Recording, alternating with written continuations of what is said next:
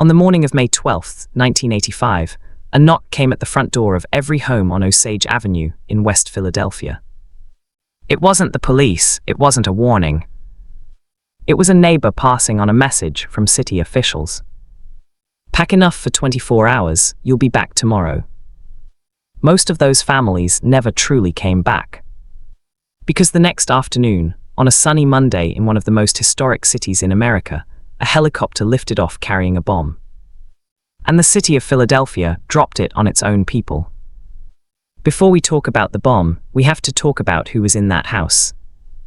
And I need you to stay with me here, because this is where the story gets complicated. And complicated stories are exactly the kind that get buried. Move was founded in Philadelphia in the early 1970s by a man named Vincent Leifart, who renamed himself John Africa. He wasn't a politician, he wasn't a preacher, he was a handyman who had a philosophy, raw, unpolished, radical, that technology and modern society were fundamentally destroying human life, destroying the planet, destroying the spirit. Move members took the last name Africa as a collective identity. They rejected electricity, they rejected processed food, they ate raw, they raised animals inside their homes, their children were born outside of hospitals and grew up without formal schooling. Now I want to be honest with you. Move was not easy to live next to. Neighbors complained for years about the noise, the all-night loudspeaker broadcasts of political demands, the piles of rotting food and refuse outside, the confrontations on the street.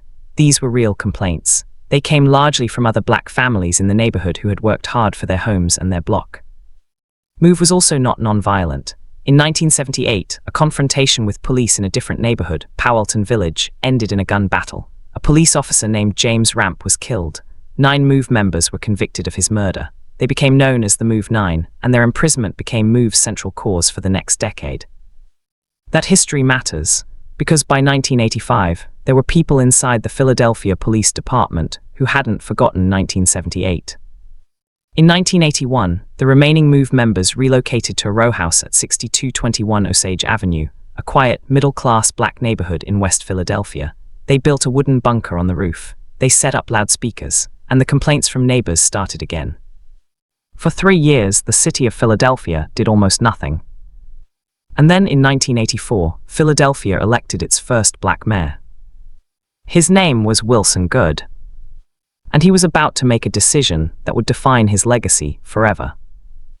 Mayor Goode had been warned about Move. He knew the situation on Osage Avenue was deteriorating. He knew that neighbors were desperate for relief. He also knew, and this is critical, that any confrontation with Move had the potential to go catastrophically wrong.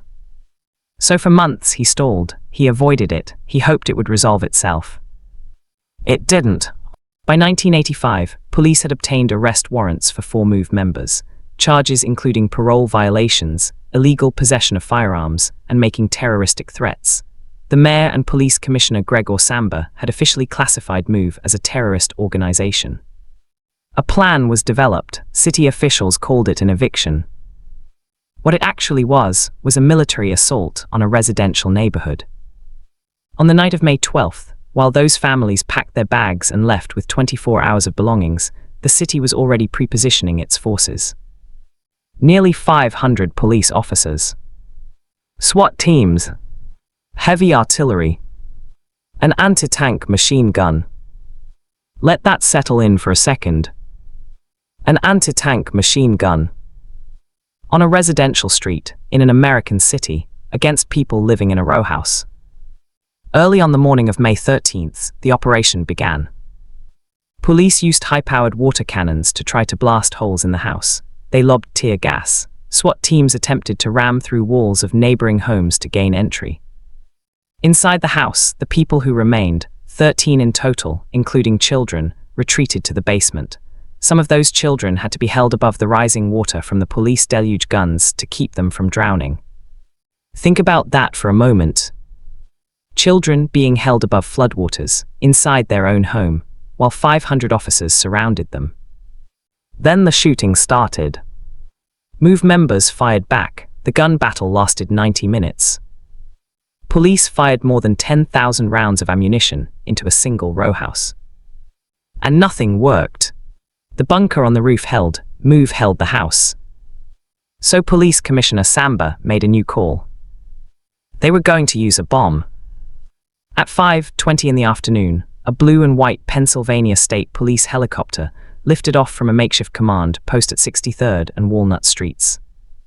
It flew over 6221 Osage Avenue, once, twice. Then it hovered 60 feet above the rooftop bunker. Inside the helicopter, Lieutenant Frank Powell, chief of Philadelphia's bomb disposal unit, was holding a canvas bag. Inside the bag was a bomb, 2 sticks of Tovex, a commercial dynamite substitute, combined with C4 military plastic explosive. The C4 had been supplied by the FBI. With the official approval of Mayor Wilson Goode, Police Commissioner Samba, Fire Commissioner William Richmond, and City Managing Director Leo Brooks. Lieutenant Powell lit the fuse. 45 seconds.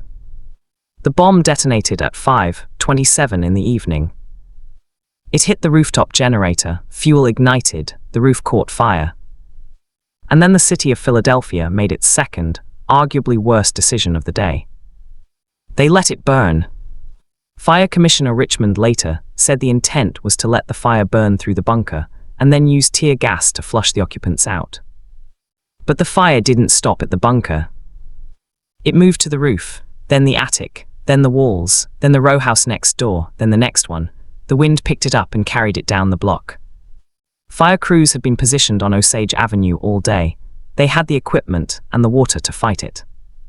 They were ordered to stand down. Neighbors who had been evacuated and were watching from behind police barricades described seeing the entire street disappear into flames. Inside the burning house, the MOVE members tried to escape through the back. Witnesses, including a police commander at the scene, later gave testimony suggesting that officers fired on people who were attempting to flee the flames. Whether people were shot trying to escape a burning building is a question that was investigated, disputed, and ultimately never prosecuted. 11 people died in that house. 6 adults, 5 children. The youngest was less than a year old. Only 2 people survived, Ramona Africa, an adult woman, and a 13-year-old boy named Birdie Africa. Both were badly burned. When the fire was finally allowed to be fought, when it had already spread beyond any ability to contain, 61 homes had burned to the ground. 250 people had lost everything. The street that was supposed to be saved from MOVE had been destroyed to save it. In the smoldering ruin of 6221 Osage Avenue, investigators found what MOVE had actually been armed with. 2 pistols, 2 shotguns, 1 .22 caliber rifle. For that, a city dropped a bomb and burned down a neighborhood. What happened next is a masterclass in institutional self-protection. Mayor Goode appeared on television that night. He expressed regret. He acknowledged mistakes. He appointed an investigative commission, which became known as the MOVE Commission, to look into what had happened. The commission did its job. After 5 weeks of hearings and more than 90 witnesses, it released a 37-page report in March of 1986. The language was extraordinary for an official government document. It called the decision to bomb an occupied rowhouse unconscionable.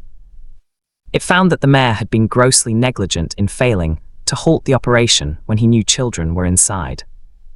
It found that fire officials had made a reckless and irresponsible decision to use the fire as a tactical weapon. It named names: Wilson Goode, Leo Brooks, Gregor Samba, William Richmond. The report used the words criminally evil. Not one of them was ever criminally charged. Not one. Samba resigned, the others remained in their positions. Mayor Goode, the man who authorized the bombing of a home containing children, was re-elected to a second term less than 2 years later. A federal jury in 1996 ordered the city to pay a $1.5 million judgment to survivor Ramona Africa and relatives of 2 of those killed. The jury found that the city had used excessive force and violated constitutional protections. The city paid and moved on. The rebuilding of Osage Avenue became its own scandal. The city hired contractors to replace the 61 destroyed homes. By 1995, the Army Corps of Engineers inspected the work and found that none of the rebuilt homes met code. The construction had been corrupt, shoddy, a neighborhood destroyed and then poorly rebuilt twice. By 2005, the city simply gave up. They offered residents $150,000 to walk away from their homes. Most took it. They had no other choice. And then, perhaps the most disturbing detail of all. In 2021, a journalist discovered that the remains of two of the children killed in the bombing, two little girls, had been passed between the University of Pennsylvania and Princeton for years, used as specimens, stored, studied. Not returned to their families. Not buried. Studied. It took a public outcry to force the institutions to confront what they had done. An inquiry found that the bones had been used in an online forensics course as recently as 2019, more than 30 years after the girls died. When the story broke, Penn's president issued an apology. But by then, there was no family left to receive it. The girls' last surviving relative had died not knowing where their remains were. Here's the question I kept coming back to while researching this story. Why don't you know about Osage Avenue? Because you've heard of Waco, you've heard of Ruby Ridge. Those confrontations between the federal government and armed fringe groups are part of the American conversation about government overreach. They're in documentaries, they're in history books, they're referenced in political speeches to this day. A resident of Osage Avenue who lived through the bombing said it out loud in a 2025 interview marking the 40th anniversary. He said, "You hear about Ruby Ridge, you hear about Waco, but you don't hear about Osage Avenue. We all happened around the same time. I wonder why." He didn't have to finish the sentence. At Waco, the federal government confronted a mostly white religious sect. At Ruby Ridge, a white survivalist family. The national memory of those events is detailed, emotional, and politically charged. At Osage Avenue, a city government dropped a military bomb on a black neighborhood and burned 61 homes to the ground. The national memory. Almost nothing. Part of the explanation is structural. MOVE had no natural political allies. They were too radical for mainstream civil rights organizations, too confrontational for liberal politics. Their beliefs, anti-technology, anti-government, communalist, didn't map neatly onto any existing movement. Nobody claimed them. And so nobody fought to keep their story alive. Part of the explanation is media. The dominant framing at the time treated MOVE as dangerous radicals who brought it on themselves. The headline in the New York Times the next day read, "Police drop bomb on radical's home in Philadelphia." Not, "City drops bomb on residential block, kills children." The framing shaped the memory. And part of the explanation, the part that should trouble all of us, is that America has a long, consistent pattern of making state violence against black communities disappear from the historical record. Tulsa in 1921, Rosewood in 1923, Osage Avenue in 1985. The mechanism is always the same: discredit the victims, minimize the scale, let time pass, and count on silence. It almost worked. Today, if you drive down Osage Avenue, you'll see a historical marker near Cobbs Creek Parkway. It was placed there in 2017, 32 years after the bombing, after a group of middle school students campaigned for it. Middle school students did what city government, state government, and federal government would not. They made sure it was marked. The house at 6221, the actual address where the bomb fell, stood empty for decades, boarded up, a wound that no one wanted to look at. In January 2023, Mike Africa Jr., the great-nephew of MOVE founder John Africa, purchased it. He plans to turn it into a memorial. He was 13 years old on May 13, 1985. He grew up in the MOVE house. He is one of the people who lost everything that day. He's spending his life making sure it isn't forgotten. In 2020, Philadelphia's City Council formally apologized for the bombing. Former Mayor Wilson Goode, now in his 80s, has also apologized. 11 people are still dead. No one has ever faced criminal consequences. The children's remains spent decades in university storage. And most Americans, including most Philadelphians, still don't know it happened. I want to end with something that stayed with me since I started researching this story. The official investigation, the government's own commission, used the phrase criminally evil to describe what happened on Osage Avenue. Not a protester, not an activist, not a lawyer for the surviving families. The government's own investigators. Criminally evil. And then everybody went home. The mayor got re-elected. The police commissioner resigned with his pension. The city's lawyers fought the lawsuit for a decade. The contractors built the replacement homes wrong and got paid anyway. The universities filed the children's bones under course number. And the country moved on. There is something specific and important about what happened on May 13th, 1985, that resists the normal categories we use to understand American violence. It wasn't a riot. It wasn't a lynching. It wasn't a soldier going rogue. It was a plan approved at the highest levels of a major American city government, documented, photographed, filmed live on local television. It was a bomb dropped on a rowhouse, with children inside by a democratic government, on a sunny afternoon in the United States of America. And if you didn't know that before today, ask yourself why. Because the answer to that question tells you more about this country than the bombing itself. If this story matters to you, share it. That's how buried history resurfaces. That's how it stops being buried. Sources and further reading are in the description below.